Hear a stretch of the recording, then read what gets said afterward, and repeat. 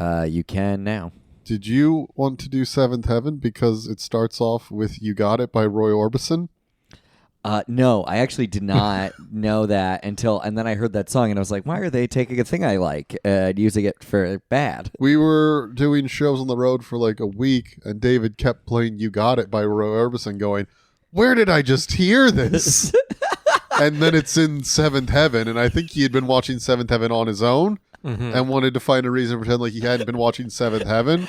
So then he's like, oh, I can tell these guys to watch Seventh Heaven for a podcast. I didn't realize this was going to become the trial of David Piccolomini. I'm accusing you of watching Seventh Heaven in your free time. Yeah, that's not... Well, no, this was for work. I've only done it for work. I don't know, because you love You Got It. You love You Got It. Here's the thing is, I do love You Got It. I also love this theme song.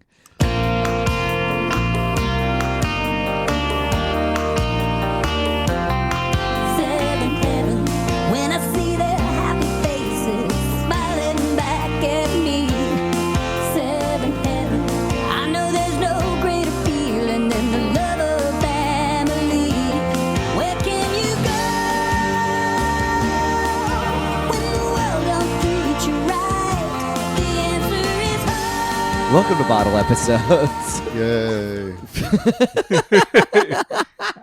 Please contain your excitement. That is the most amount of excitement he actually has at most points, unless we get into a weird point where there's a logical fallacy. And then there'll be more. I just love Seventh Heaven. Seventh Heaven. Okay. We should harmonize. Oh, my God. All right. Just when you thought podcasting could have become more unbearable, here's three guys harmonizing over Christian music. Hell yeah. We need to introduce ourselves. Hello, I'm David Piccolomini. I'm Daniel Crow. We have a guest. Hi, I'm Matt Storrs. Yeah, glance to camera at all times. Hi, how are you? Seventh Heaven. Yes, that is the show we're covering today. You guys Probably know. the biggest show we've covered so far. Most successful. Definitely the most successful. 11 seasons worth of it. Right, but wasn't it on like the CW? The WB. WB, before the C came in. And then it went to the CW right before the it ended. So this is directly responsible for Riverdale. Yes. There's a direct line. No, it's actually Secret Life of the American Teenager. Okay. Same creator. Secret Life of the American Teenager. Yeah, they just skipped a step and they're just like, what if she's just pregnant in high school? Let's just do that instead. That'll be... I wonder what the transition was there between the two shows, like how you get that. Because I'm guessing I never really watched Secret Life. I just remember seeing it and being like, Shailene Woodley's a pretty good actress. So the creator of Seventh Heaven is very good at picking out actors that will go into pretty successful, but not massively successful careers. Beale? Yeah, Jessica Biel. Yeah. How does it Beale? I don't think we need to do anything more for this episode. That's enough. That was Seventh Heaven. It's been great, everybody. Have a great rest of your day. Thanks for coming here all the way from Astoria. Yeah, that's my pleasure. 3 minutes. We're just trying to get clips, honestly. That's understandable. And How Does It Beal clip is going to go viral, so we're done here. All those Beal heads out there. A lot of Beal heads. Well, none of them are alive after her strong anti-vax stance, but the dead Beal heads. Actually, I'll give credit where credit's Beale. That's not even close. Listen, don't go into a whole spiel, Beal. Thank you. Or Beal spiel. Yeah, the Beal spiel. This is the Beal spiel. She was in an episode of several episodes of BoJack Horseman, and one of the things they wrote some jokes, and she's like, "You can go even harder. You can She was just like, that doesn't even hurt my feelings. You could really try." And did they roast her for being anti-vax? No, they didn't actually go after her for anti-vax because she's pre-COVID. Yeah, she's an OG anti-vax. According to a sentence I read on Wikipedia 3 minutes before recording this. So my research is minimal. Perfect. Sorry if you've gone back on that, Jessica. If you're not, because we know you listen. We know you listen. Mm-hmm. If you're not familiar with the series of Seventh Heaven, the brief basic summary of it is it's a family of 9 people. Not at the start. Not at the start. Oh, you're right. It's like 7. Because it's 7. Yeah, it's Seventh Heaven. Sorry, I was like of 9. I'm skipping ahead. Spoiler alert: there's twins. Yeah, they have twins. They keep having sex. this priest and his wife. Yeah, they are horny Very horny. constantly. Can I just say that the genre of there's too many kids, it's a definite genre. Yeah. 5 is not enough. 5 is not enough for the too many kids genre. And that's how much they start off with. And they still try to play it off like that's too many kids. I mean, No. it is Minimum is 6, Brady Bunch. And at the very least, they had a housekeeper to add into the mix as well. 5 is not enough. But they do add a dog. Oh yeah, no, never mind. It's a whole thing now that there's a Right. dog there. Oh, Happy is a huge part of the show. I can't stress how Happy much. got the most residuals from the show, actually. Best contract on the show. Happy does have a credit in the opening credits, which I don't think I've ever seen a dog get a credit in the opening credits. I think you have to give Happy the most residuals because they have to earn them in dog years. So it has to be Right. Yeah. 7 years of residuals at a time. Mm-hmm. It's Eric Camden and Annie Camden and their 5 kids just trying to make it through an average day in the life of a minister, his wife, and their 5 kids who are always up to something. Mm-hmm. Is the basic. The kids are Matt, Simon, Mary, Lucy, Ruthie, and then Happy. Mm-hmm. Which is a dog, Which is a to dog. be clear. But I want to clarify.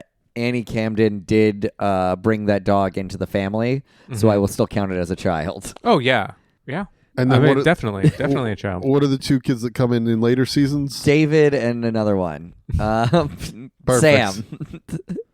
Should we I give, remembered the one that had my name. Yes, you did. should we give the bad bona fides on this show? Oh. Reception wise? Yeah, we haven't really done bona fides, but I can pull those up very quickly. Yeah, the last couple shows we did, the bona fides spoke for themselves. Seventh Heaven. Seventh Heaven was successful. It wasn't until you brought it up that I realized that people hated it. I felt people were mostly ambivalent towards it. Oh no, it's 11 seasons of really proselytizing garbage. Yeah. Matt, what is your relationship with the show? So I don't remember what preceded it, Okay. but something around the time I wanted to watch. And I have this feeling that like Angel and Buffy. Gilmore Girls was also around. Yeah, I didn't watch Gilmore Girls, Okay. but I feel That's a surprising. Yeah, I did later. But as a kid, no. Yeah. And I have this feeling either when I was watching Angel and Buffy, there would be the promos for it, and I'd be like, I'm not going to watch that show. But yeah, I never really watched it. I mean, growing up as a Lutheran, it really. I was like, this is bad. This will not be good. I am going to just get angry. And, frankly, the manipulation that these parents go through with these children, very bad, if I'm going to be completely honest. And, but a lot of kids that I knew, what year did it come out? I think it was 96. 96. Yeah. So it was in its peak when I was at my religious middle school. And so I remember distinctly people talking about like watching episodes of Seventh Heaven because that was like the one network show that they could watch, and being like, there are other things on TV, guys, we can talk about. But Yeah, they would that's like the show you could talk about. So it's Right. like, oh yeah, I watched the show that's popular. And also if all your friends are watching it, you're like, it must be good. It's weird that Exactly. you're allowed to talk about it at your religious middle school because it is very dirty. mm-hmm. That is a dirty show, dude. At least from what we watched. Yeah, no, it's pretty filthy. Like in like ways that are like weird.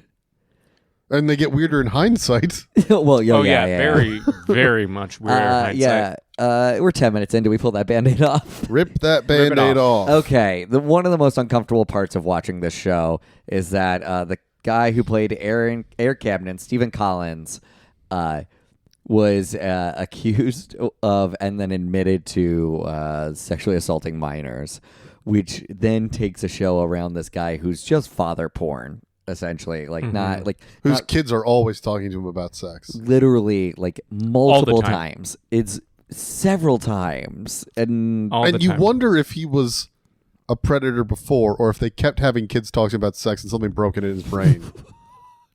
oh. I hadn't thought of that. I hadn't thought of that but, either. You know, Oh. that is a consideration I think that should be discussed Because, I think in the ethics of putting a show like this back together again. yeah. Because I don't think we can do it again because you have that father figure put into the position like that. who knows what it does? It could do irreparable damage to their brain. I'm gonna guess this is more egg than chicken in that. No, this is definitely. I'm being facetious. No, I know, Yeah, I know. yeah. I was gonna say in that there's probably a reason he was so comfortable doing these early pilot reads, while other guys were like, "Are we sure I should be talking to my daughter about her period?" Happily, Like, obviously, happily. yeah, that's what you're supposed to be doing in this. Yeah, this is like a chemistry test, but for catching. It's like I see. By the way, you've got IMDb pulled up for this now. What was its yeah, rating? oh yeah, the rating for it 5.2. Yeah, not great. People don't like this show. Below the Joey line. Below the Joey line. But I did discover something upon pulling it up on Metacritic of very high reviews from People and Entertainment magazine. Well, then why are we doing this show? This is a good show, everybody. Got a 90 on Newsday. Oh, I trust Newsday. It's one of those prehistoric kind of shows that is heartwarming and wholesome that made me chuckle with the family and even cry. Oh, yeah, it's all. It's weird that the dad from Seventh Heaven can make family cries in a multitude of ways. It's weird that People magazine rated the 67 and the season 1 review was bland.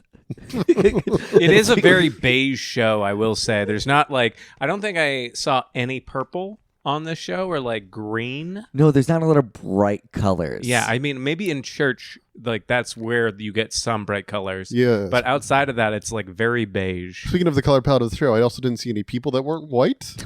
Good point. They show up, but that is the point when they are Oh, there no. a lot of times. Mm-hmm. It's a lot of, although no, I feel like Simon has a black girlfriend at one point.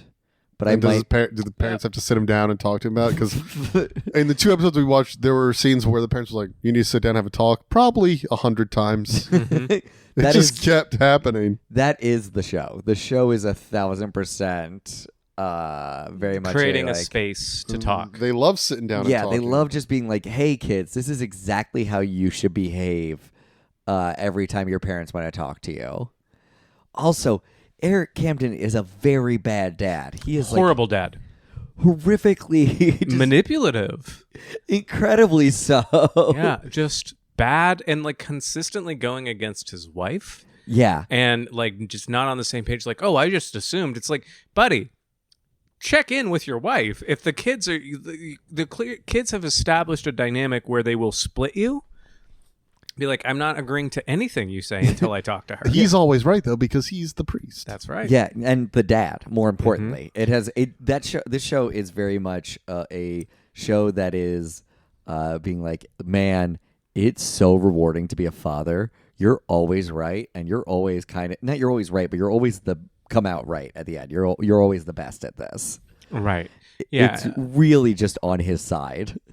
Yeah, I can see that, but I still don't like it. Wait, hold on. That's not a pro. That's not a pro. I would like to yeah. note that I like several scenes in that first episode that I laughed at very hard. Oh yeah. The scene that the show opens up on, I found hilarious. Go The into first scene in Seventh Heaven is the mom and dad lying in bed, and they're about to get frisky, it. Oh yeah, and then a kid knocks on the door and comes in. I forgot it opened up. And then the horny. kid says a line, and the parents are like, "Oh, I guess, oh well, we're not doing anything." And then another kid knocks on the door and comes in, and they're like, "Oh, okay." And that keeps happening. And the hallway's not long. We get a view of the hallway. It's not long, which means the kids were seeing them knock on the door, and they didn't just leave the door. They kept shutting it behind them, Yeah. letting the other kid walk 2 steps, knock on the door, and then go in. It boggled my mind And so- until the end. yeah.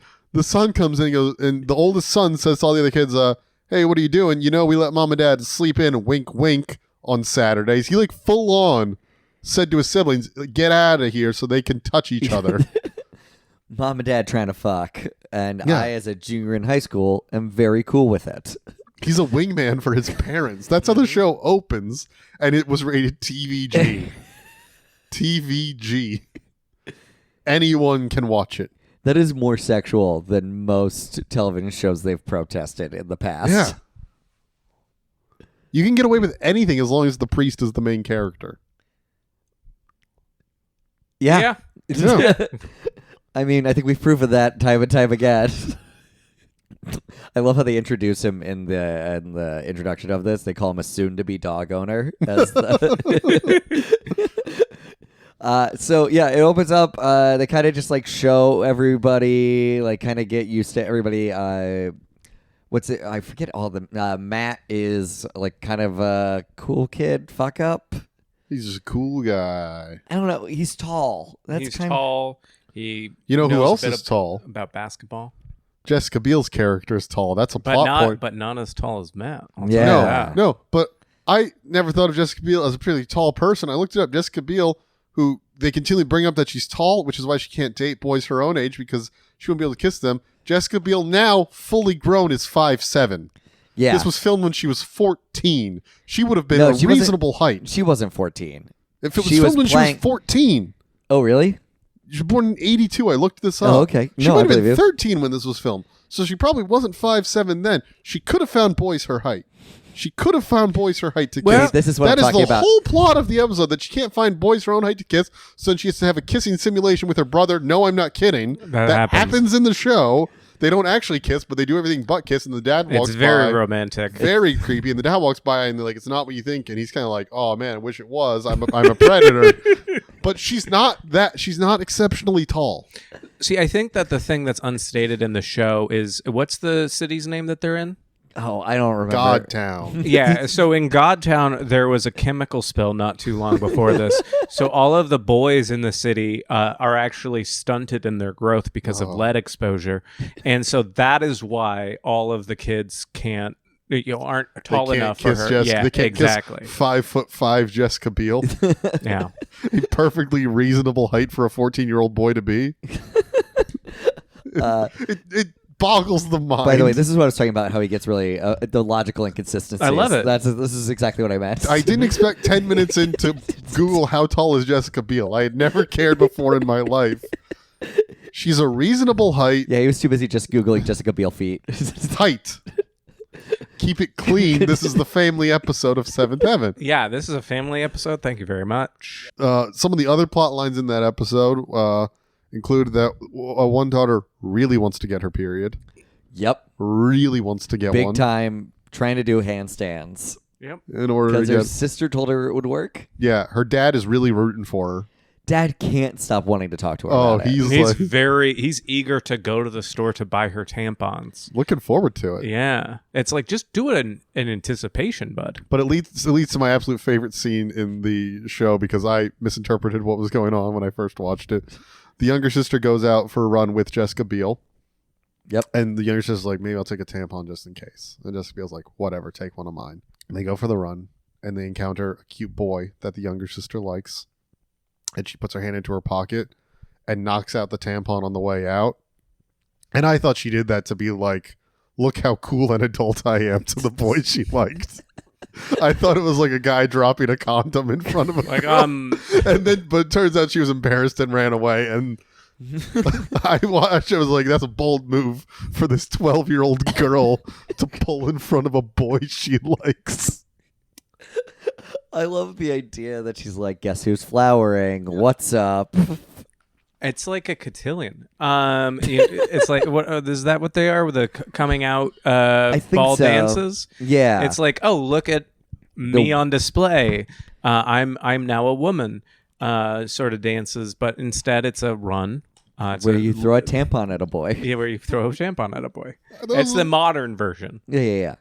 What else happened Simon's just trying to get a dog the whole episode. Yeah. And praying to and manipulating God. Yeah, he's praying. Basically just bargaining as much as he can with God. That's apparently I like. So I was doing some reading again because I definitely watched the show a bunch for a while. See, it finally comes out from the beginning of the episode. He's a big fan. Yeah, you're a big fan of the show. Just admit you just wanted us to watch the show. It's okay, David. Just admit you only like Roy Orbison because he's in the show. You're like all those people that found out about the Dropkick Murphys from The Departed. This is just a secret memory in my head I didn't know I was getting traumatized by. Yep. You just see me praying to Roy Orbison at the end of this. I would watch Seventh Heaven if they replaced God with Roy Orbison. They just have crosses with Roy Orbison on it. Because he died not long before, and they just go to a church where, if you pray to Roy Orbison, he might bring you a dog. anything you want. You got it. Yeah, well, I guess that's what they were doing. Yeah. Right. Which, what a message to send as God. Be like, listen, anything you want, you got it. You guys are my favorites. God totally simps for the family in Seventh Heaven. God sims for the Camdens. Yeah.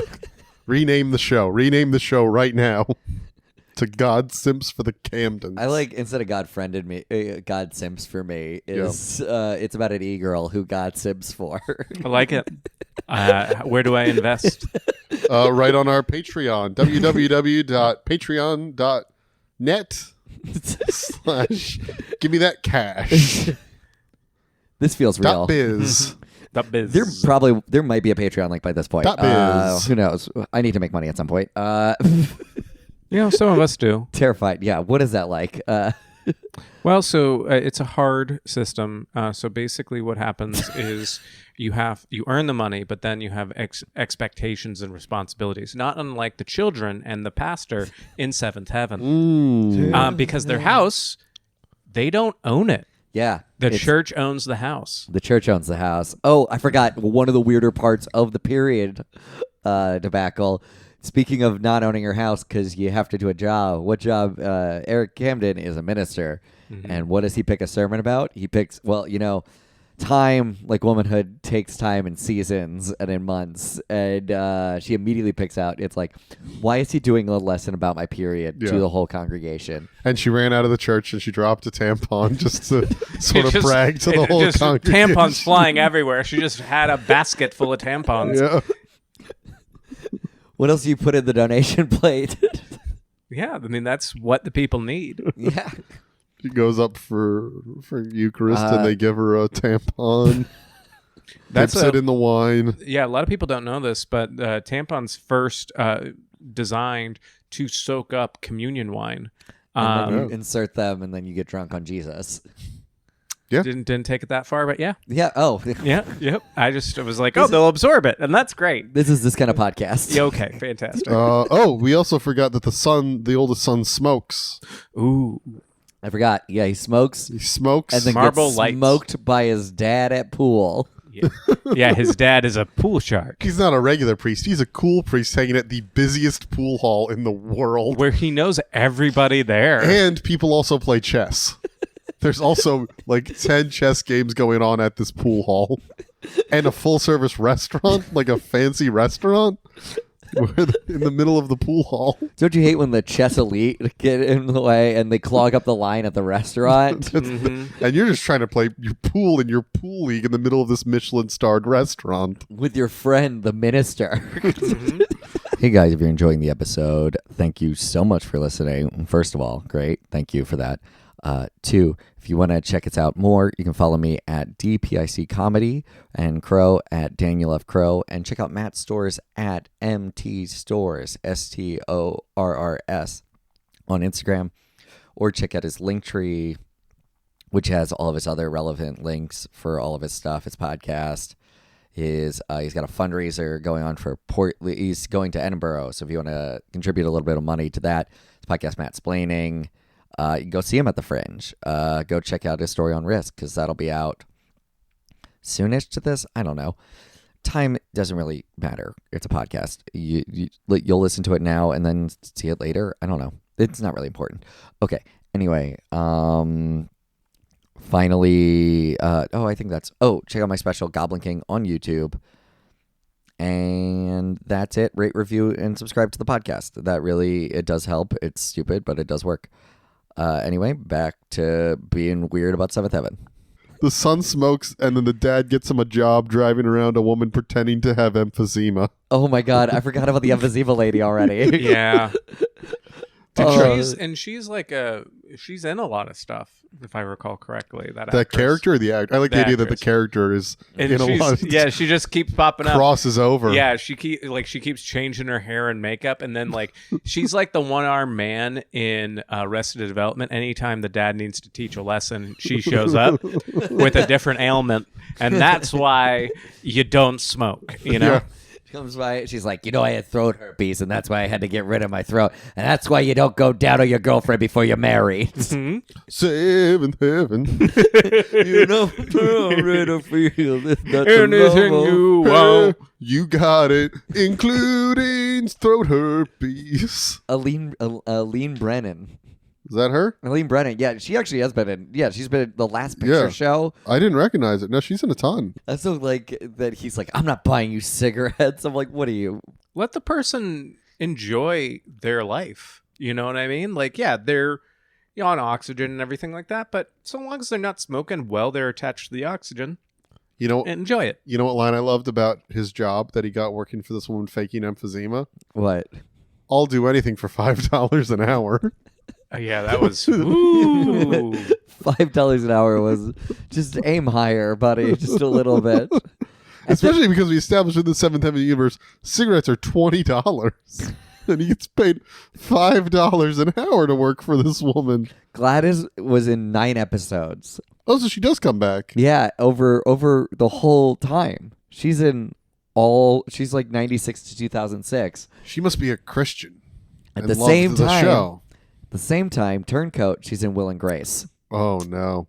How's this working out? Same character? Same character. She also still has emphysema. She's trying to convince Will and Grace not to smoke. Will, you Very gotta stop smoking. Very special episode of Will and Grace.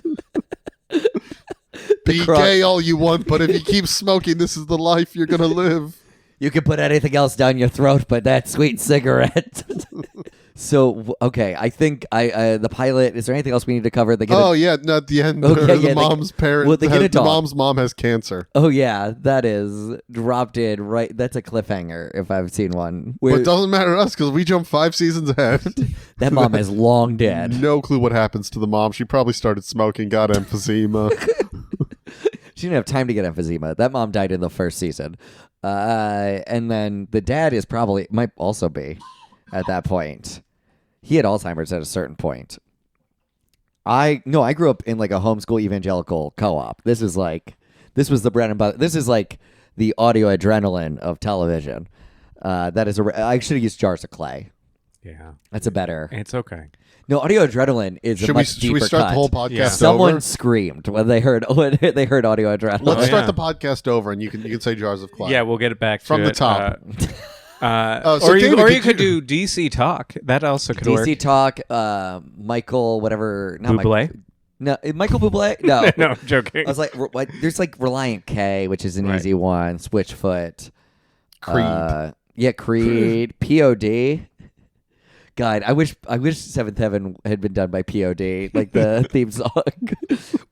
I wonder if there's a cover. We are the Seventh Heaven.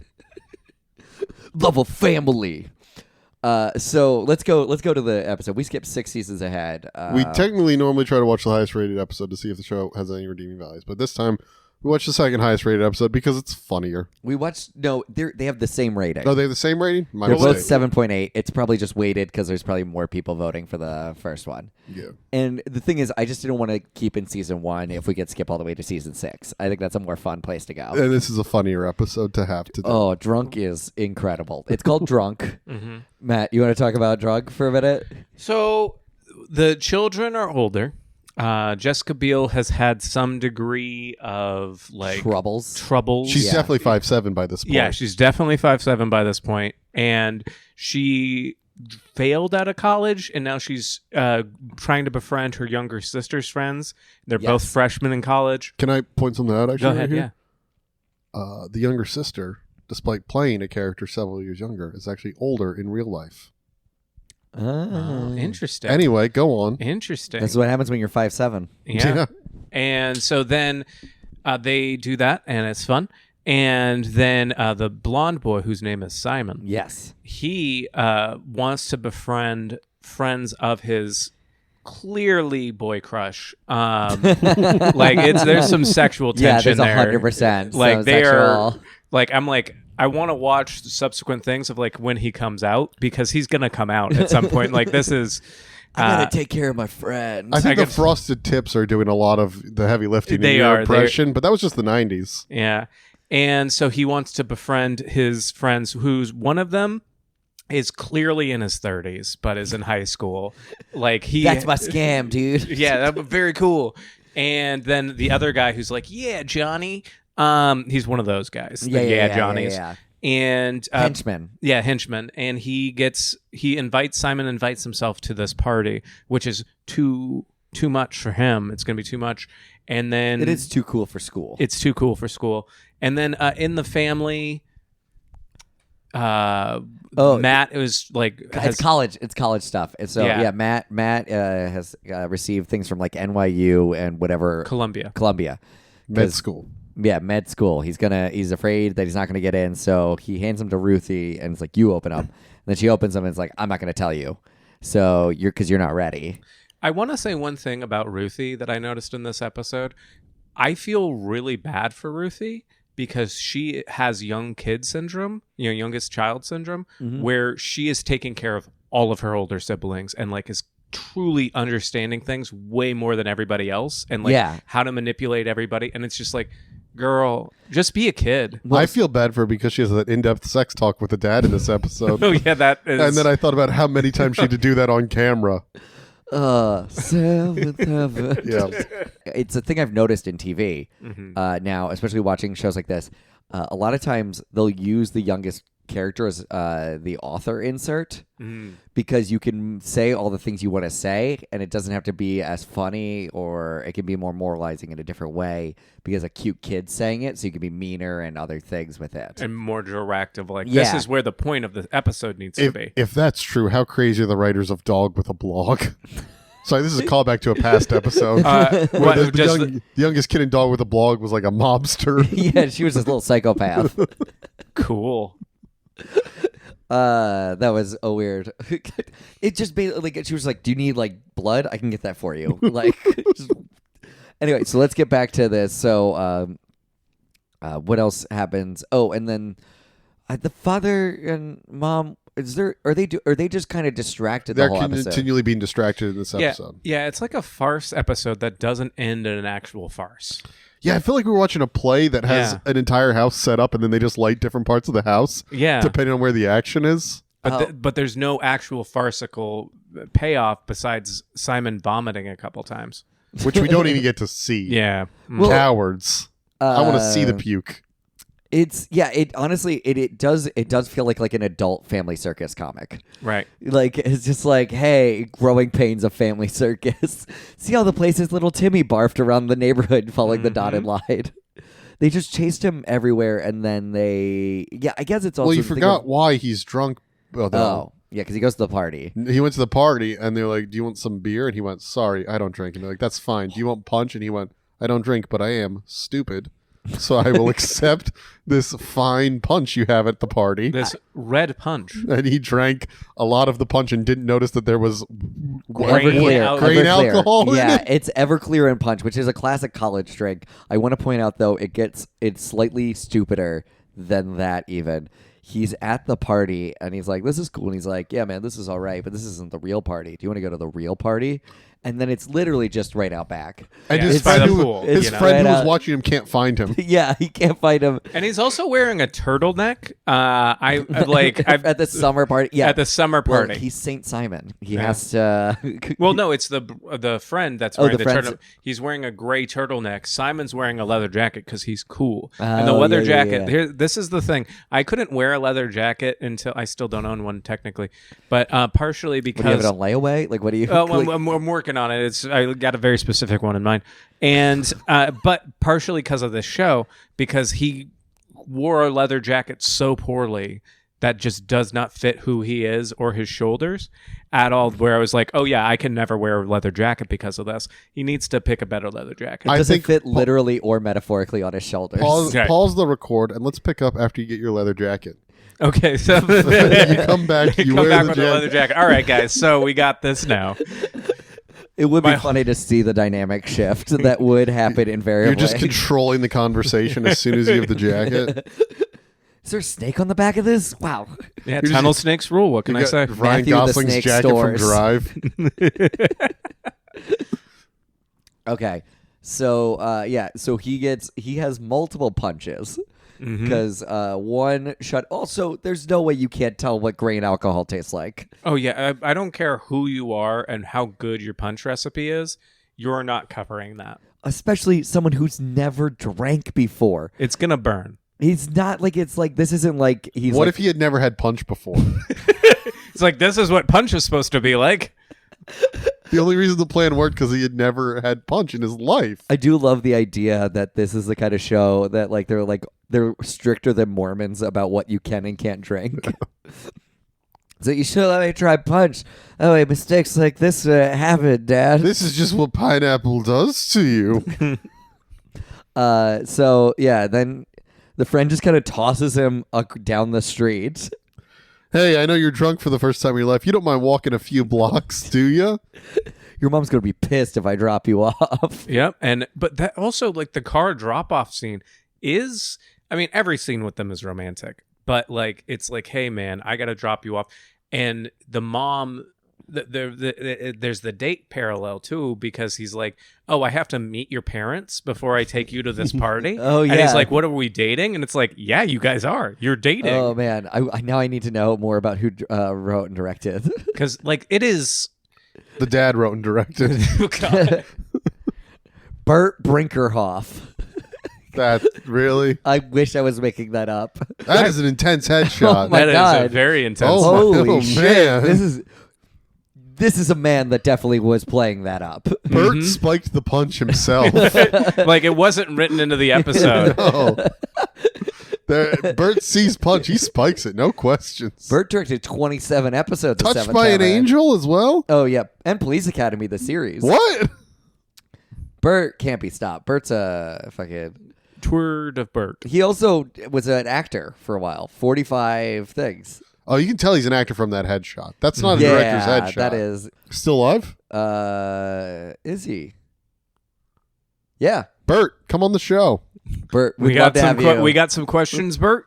Bert, we will have you talk about literally any show you want to talk about. And Bert, you look like you could beat any of us up, so I'm not going to be that mean. We'll talk about No. Remington Steele. Oh, I'd love to talk about Remington Steele. I don't even think that's that bad. I don't know. no, Remington Steele was a that's well pretty good. received show, mostly because of the good work Bert was putting in. Yeah. We love Bert here. Yeah, we're. Big Bert heads here. I'm a Brinkerhoff head. I used to be Ernie. I'm I'm a all Brink- Bert now. They call me Burton Beale with my allegiances. Yep. Anyway, Bert Brinkerhoff Bert directed this. Beale. I do like it. Just sitting in it a little bit. Bert Brinkerhoff is the name of it is just another 50s movie star. Yeah. Like, that's not a real name. I'm looking at it. He clearly didn't pick Bert Brinkerhoff as a stage name. I mean, he might have. Why would you pick Bert Brinkerhoff as a stage name? Bert Brink, maybe. Do you think he jerked off Cary Grant? Yeah. Just out of who just didn't? out of respect. I don't know. I feel like, You're telling me Cary Grant comes here right now and asks you to? You don't out of respect? Well, let me say, my house has a little placard that says Cary Grant comes here. In this house, we believe. that Cary Grant comes. Well, I'm just happy for Mr. Grant Yeah. to be able to. I'm even more happy for Brinkerhoff. Yeah, He transitioned very successfully into directing. Mm-hmm. He's been nominated for 3 Primetime Emmys. For this episode, probably. Yeah. It's all Remington Steele. No, Lou Grant. Wow. As a actor or director? Director. Sorry, Okay. I said that way too quick. Never seen this Edward Asner show that looks solid. I have no Edward more. Asner? Ed Asner? He's very formal with that. Yeah, Asner. I don't. Mr. doesn't- Mr. Asner, He if you doesn't don't know him like you and I do. Yeah. Yeah, Eddie Az. Eddie Az. Eddie A, as we had the boys call him. Yep. Yeah, no, I just pull off a toupee. You find out I'm 65 years old. Oh, my God. What? I hung out with Edward Asner and the boys. We used to go My around. favorite man, Edward Asner. You don't need to be 65 years old to have hung around with Ed Asner. He only died a couple years ago. That's true. My friend hung out with Ed Asner. Yeah, I wish I would have talked about Up. Yeah, probably. Yeah. I'm sure he's not tired of that. Ed, come on the show. Let's From go the grave. Come Well, back I got to a Ouija board. We'll get this started. I think he died. We should make sure Ed Asner's dead. If not, we owe him an apology. Oh no, he's very dead. Okay. All right. Ed. Did you kill him?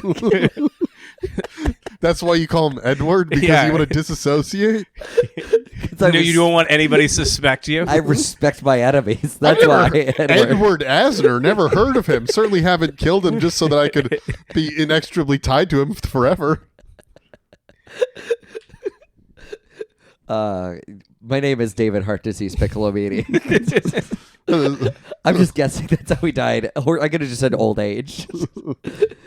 Yeah, Eaten by wolves is my guess. I do love how whenever an old person dies, I'm getting into what feels like a stand-up bit. Okay, anyway. No, that's the bit in the Baby of the Year from I Think You Should Leave. I guess, yeah, that's a version of that bit. Anyway, In Memoriam doesn't usually say how they died. That one, yeah. Mm-hmm. Yeah, how they died. Feed eggs. Hope it's old. Yeah. What? Yeah. He said feed eggs. I was acknowledging that was a good sketch from. Yeah. It's We've fun recorded back-to-back episodes now where I Think You Should Leave was brought up. Of course it was. You cannot get 3 comedians in a room in New York City and expect them not to talk about I Think You Should Leave when a new season just came out. Yeah, it's impossible. Let's talk more about Seventh Heaven. Seventh is that Heaven. what, Yeah, Seven that's what Heaven. we're still talking about. Yeah, no, I want to go back to Bert. I've had enough Seventh Heaven. Let's get This back is to now Bert. a Bert podcast. Thank you very much. we have to get Birtle into the farce. episodes. We have to get into the Birtle episodes.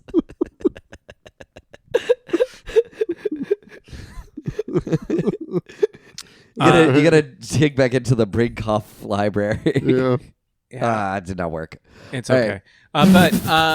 Yeah, That's worse. Well, I think the kid's the friend's name is Michael, and there's the dating aspect of it, but then also like he comes back after there's the farce of all the brothers and sisters trying to hide Simon away. He comes back and he's like, "Hey, I feel bad, and I didn't do the right thing."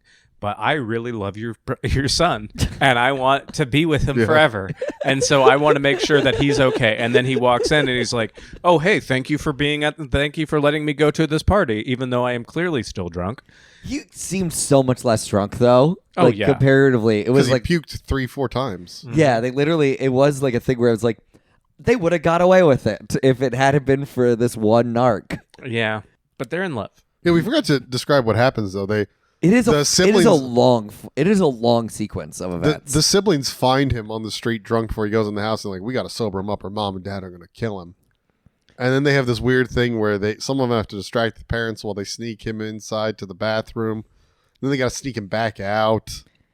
Yeah, originally where they first sneak him, I think they sneak him like Into upstairs. I thought it was an abandoned house. I thought it was an abandoned house or a barn, and I'm I like, thought it was the garage.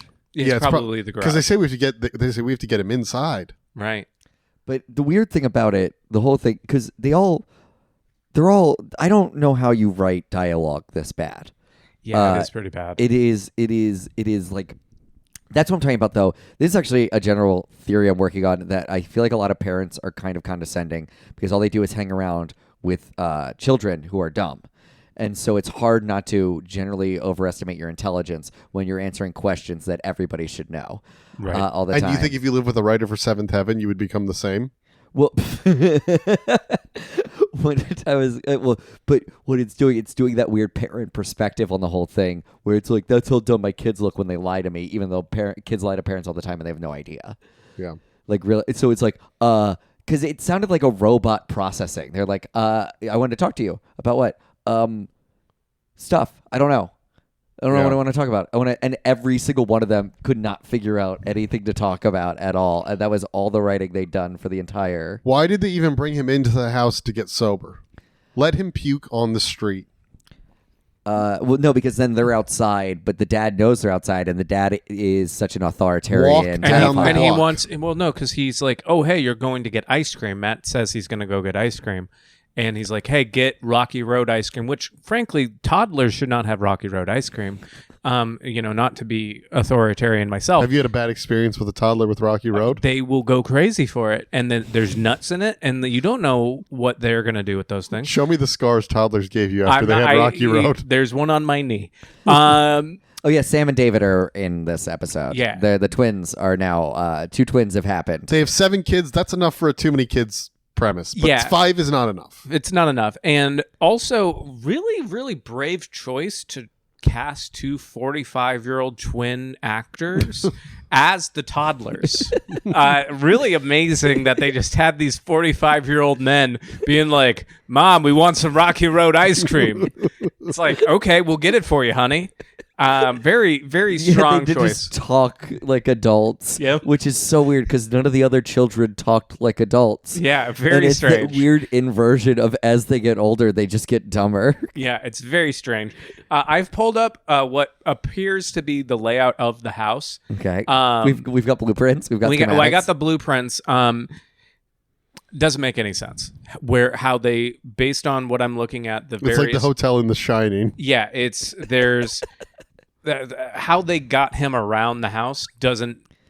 It makes sense that they had to like convince the parents to get out of rooms Have and you stuff. ever considered that they moved around the house via the power of Christ? Ooh, that's a good point. Yeah, they actually loaded him onto a cross and dragged him around the house. Okay, that makes more sense. Martyring him while they.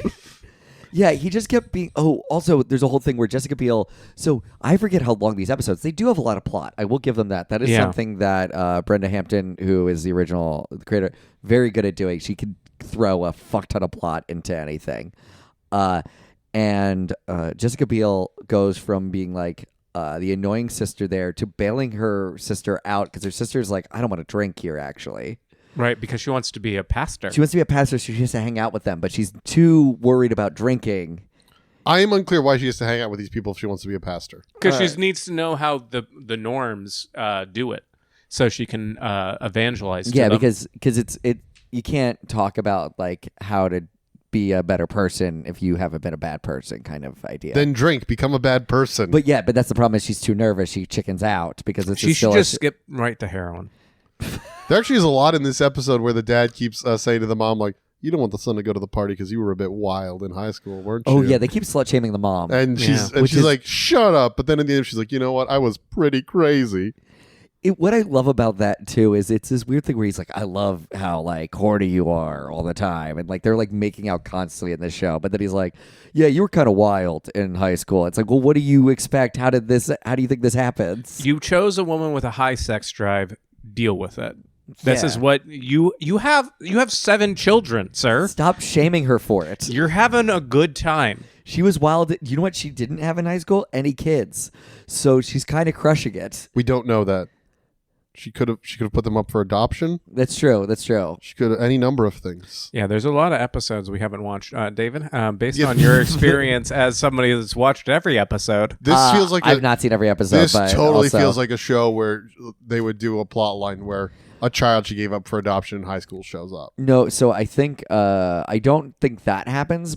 There's a lot of plot lines of The ghost other of a child she aborted in high school shows other up. people.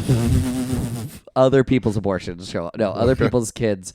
Other people have kids all the time. Like it's a lot of single dads and like single moms like that people date. So you can have an adorable kid in the mix. They're trying to set up a bunch of Brady Bunches spinoffs. Yeah, basically, they're all just setting up like, oh, maybe this family.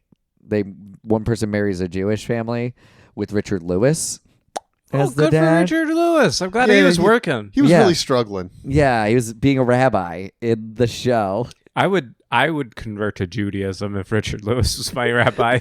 The problem is he would be like, you know what? Don't do it. It's not worth it. Don't. That's Richard, exactly come on the the type show. of energy I want.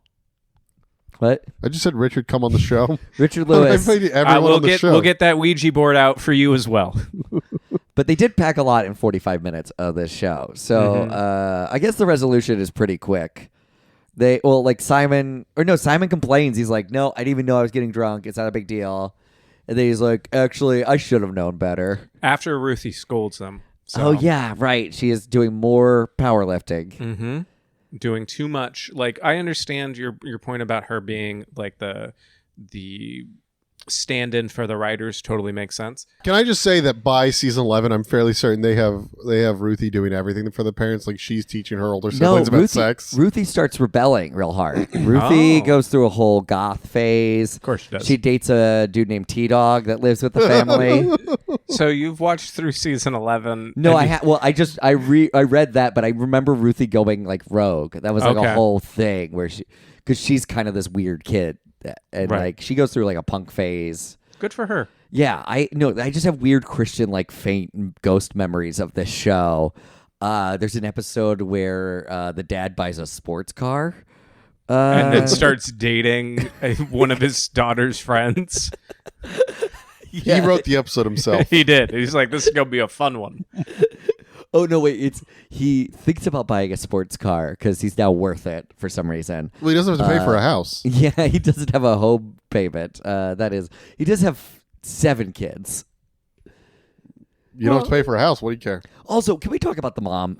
She is such a weird, like, it is the quintessential is literally doing it all. Truly. She cooks dinner. She's clean. She's doing plumbing. everything. She's doing the plumbing. Yeah. She's fixing a sink after she's done sewing. Like, what kind of, like, prairie woman bullshit are they fully doing? Yeah. Like, It doesn't feel like a show created by a woman. No, it does not. No, it really feels like it was created by a woman who was just in love with Stephen Collins and had She no was idea. so let down. Weren't we all?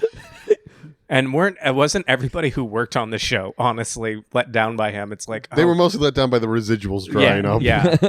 But no, I did check. Apparently, there was a Christian network that was the only place airing Seventh Heaven in syndication when it happened, and they stopped briefly, but they brought back reruns pretty quick. Well, that's unfortunate, honestly. Actually, They were like, our viewers don't care. They just want some of that Seventh Heaven. Yeah, just put Touched by an Angel. Somehow that's not as bad, despite the naming conventions. But no, they brought it back almost immediately. Other shows created by Brenda Hampton are Fat Actress. Do we know the Christy Alley? Christy Alley, yeah. Yeah, about like loosely based on her weight loss with Brian Callen. And then Secret Life of the American Teenager and Loco Vivo Ex Vos for 1 episode and Safe Harbor for 4 episodes that she created. I mean, she doesn't have to do anything. She's set for life off Seventh Heaven and Secret Life of the American Teenager is also huge. Yeah, that did quite well, I imagine. Yeah, it looks like literally she took a year off to develop it and then just right back to the races. Good for her. She's probably working on it as Seventh Heaven was wrapping up. Yeah, well, you gotta like literally the songs tell you it's like where can you go? Seventh Heaven. I don't know what you're talking about. I've never sang this. I've certainly never sang this song. Oh, I've sang this song a lot of times. It's my go-to karaoke song. That's honestly a very funny karaoke song. I might have to start doing it because it's not a hard one to sing. No. I went to a karaoke place that had the Twilight Zone theme, which is pretty cool. It's instrumental, except at the end when Ron's telling him, like, you've just stepped into the Twilight Zone. So you're mostly just listening to the Twilight Zone theme. Well, I guess you could do the monologue at the beginning. Like, no, I saw someone do it. Oh. And they just stood around while the Twilight Zone theme played. And then at the end, they were like, you've just stepped into the Twilight Zone. That's great. Did they make hard eye contact with people while they did it? They were mostly just chatting with their group. Great. I love that. And then at the end, they're like, oh, I got to do this real quick. I love that so much because that's cool. that's a person who did not want to do karaoke and then was like, all right, they may here have we go. thought they were going to do the monologue. Oh, and then it just didn't show up, so they're like, I'm not going to try and improvise But no, this. I saw the screen. On the screen, like, yeah, and just at the end, say you've stepped into the Twilight Zone, and that was it. That was the whole thing. Just 30 seconds of. I'm going to do the Succession theme, but just try and come along with it as Oh, you could do the version "Who Gets a Kiss from Daddy" that was popular a couple years ago. What?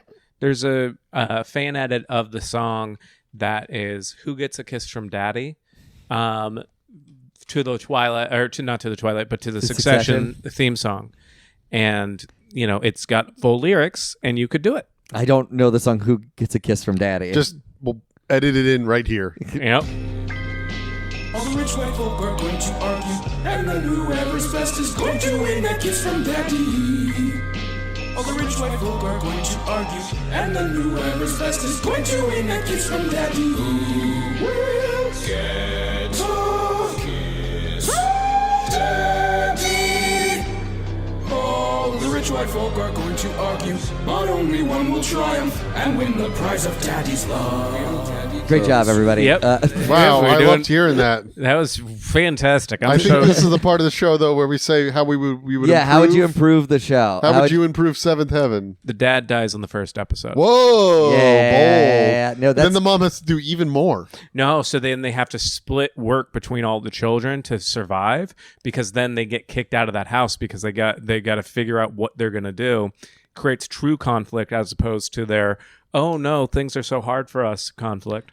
Yeah, no, I think that's a great edit. Like, honestly, I'm now thinking about it. I would love that. That's perfect for Yeah, this. because it's like their whole family dynamic is pure codependency all around, and taking the dad out of that equation as a centerpiece makes it a very fascinating show to see how these characters actually would develop and deal with these problems. And also, the funny thing is, weirdly, I think they would still be better off without his influence, because that mom is like she would date a pretty good guy after that. Oh yeah, she has very good. Well, minus.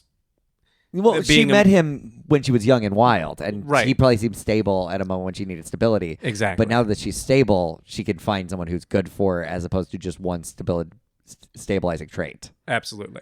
My thing to improve the show also involves the dad, and simply recast him. Get a different actor. Maybe, I don't know, maybe like the guy that was the principal in Ferris Bueller. Yeah, I think there's no problems there. No. Yeah, get Matt Berry to do it. Just have fun. Matt Berry would have been in his early 20s with 5 kids. My children, as the priest here, I would love to make sure that your mother was wild when she was younger. I mean, yeah, that's a way better show already. Yeah. A good Matt Berry impression. I just was waiting for an opportunity. Yeah, the terrifying level of just the sleaze of Matt Berry around these children. My, you are tall. Yes, I have no problem with her dating men who are 1 to 20 years older than her. David, whatever you say is not going to be better than Matt Berry as the dad, but go ahead. What's your thought? I was thinking we give the dog superpowers. Is the dog played by Matt Berry as well? I mean, now it has to be. Yeah. Listen, Eric Roberts also. Oh, he voices the dog? Now we're cooking. Oh man, yeah, just really going down in the dumps about his. But I think he gets superpowers. I think a lot of the God stuff really starts to fade away. Right. And it's mostly just about a dog with superpowers, a la like Urkel Right. in Family Matters. I think that Yeah. kind of would improve the show a lot. And then let's just let's go around and recommend one show that you'd recommend that doesn't have anything to do with the show, just a really great show you think people should check out. I think people should check out Yellow Jackets. Yellow Jackets is great, absolutely. Second season just wrapped up, Mm-hmm. kept it going, pretty great. Yeah, fantastic. I mean, we've been talking about a little bit. If you want another show where people really care about what their dad thinks, watch Succession. There you go. And if you want a less toxic religion show, Mrs. Davis on Peacock, very fun. Betty Gilpin being a nurse fighting AI. It's great. That's the episode. Thank you. And Matt Berry, can you say goodnight for us? Good night, everybody. It's been a pleasure.